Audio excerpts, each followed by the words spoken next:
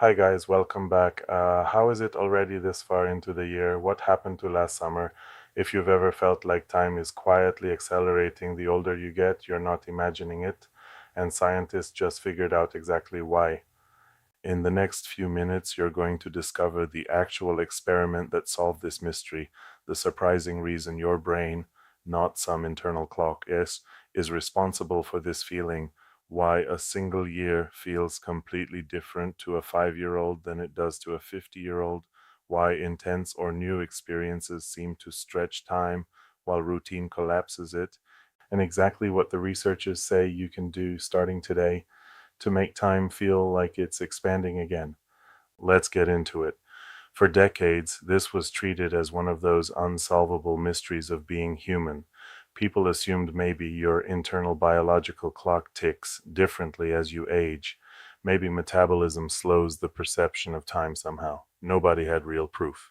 Then in 2025, researchers at the University of Birmingham, working with data from the Cambridge Center for Aging and Neuroscience, designed an experiment that finally cracked it. Here's what almost nobody knows about how they did it. They didn't ask people to estimate time intervals in a lab. They used something far cleverer. They had 577 people aged 18 to 88 watch an 8-minute clip from an old Alfred Hitchcock television episode called Bang, You're Dead, while inside an fMRI scanner. That specific clip wasn't random. Previous research had shown it reliably makes almost everyone's brain fire in remarkably similar patterns, which made it perfect for comparing brain activity across a huge range of ages.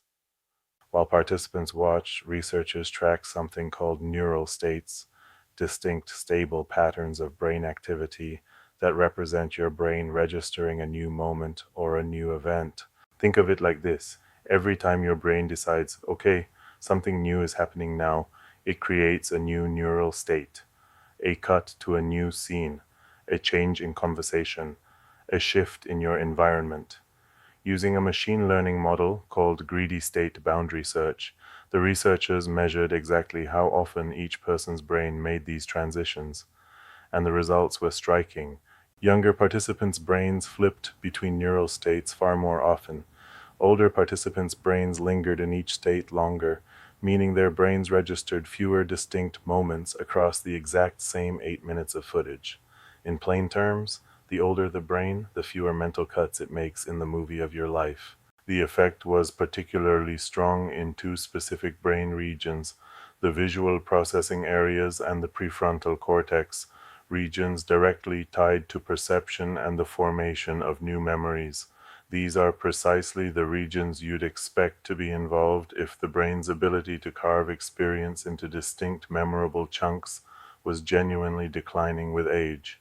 And this wasn't a small or marginal effect. The researchers found a consistent, measurable relationship across the full age range in their sample.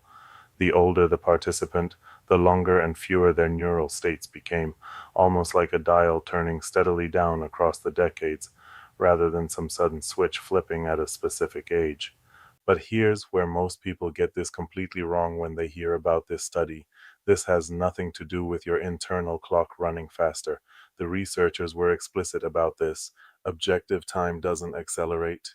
Your brain's clock isn't broken or sped up. What's actually happening is something researchers call age-related neural dedifferentiation. Essentially, as we age, the brain becomes slightly less precise at distinguishing between subtly different moments and experiences. The boundaries between events blur together, and this is where the math gets genuinely fascinating. There's a second, completely independent explanation working alongside this, proposed by researchers studying how we mentally represent time. To a 5-year-old, 1 year represents roughly 20% of their entire life.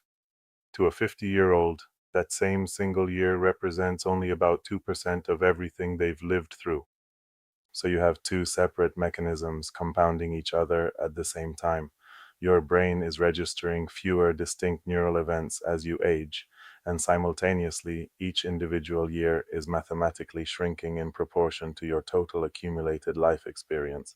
It's worth sitting with that for a second because most explanations for this phenomenon only ever mention one half of it. People have known about the proportional math for a long time. That's not new. What's new and what makes this 2025 study genuinely significant is the direct neurological evidence showing your brain itself is changing how it processes and encodes experience on top of that simple arithmetic. It's not just that each year is a smaller slice of a bigger pie. Your brain is also quite literally taking fewer snapshots of that slice to remember it by. This changes everything about how we should think about why summers as a child felt endless, while entire years now seem to disappear in a blur.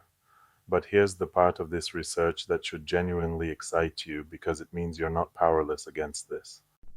Cognitive neuroscience researcher Professor Hinze Hogendorn explains that this same mechanism explains a related phenomenon almost everyone has experienced: why time seems to dramatically slow down during a car accident or any moment of intense danger or novelty. In genuinely novel, intense, or threatening situations, your brain switches into a heightened state of attention and starts forming far more neural states per second than it normally would. More distinct moments get encoded, and afterward, when you look back, that short window of time feels like it lasted much longer than it actually did, because your brain logged so much more detail within it. This is the exact same mechanism, just running in the opposite direction from ordinary daily life. It's worth noting this isn't speculation stitched onto the main study.